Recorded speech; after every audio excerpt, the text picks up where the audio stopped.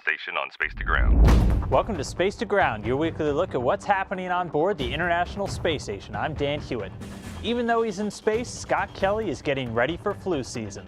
The one-year crew member gave himself a flu vaccine as part of a study on the human immune system in space.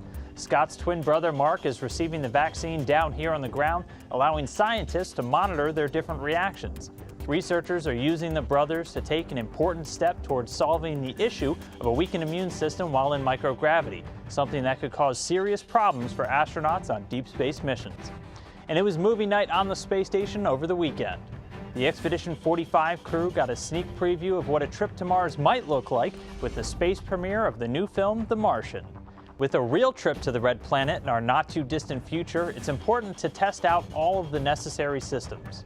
Head over to nasa.gov/ISS Science to learn more, including the top 10 ways the station is helping us get to Mars. This week's question is for Scott Kelly, and it comes from his fellow astronaut, Dr. Chris Beck. Well, it comes from actor Sebastian Stan, who plays Dr. Chris Beck in The Martian. Scott, you're spending a whole year in space. What's one thing you would change about the space station if you had to spend almost 3 years on it on a trip to Mars?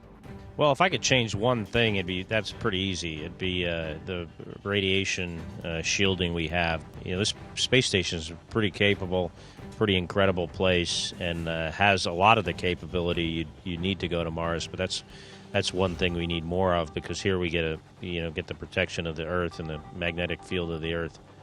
Well, that's it for this week. Keep sending us your questions and comments using the hashtag #SpaceToGround. We'll see you next week.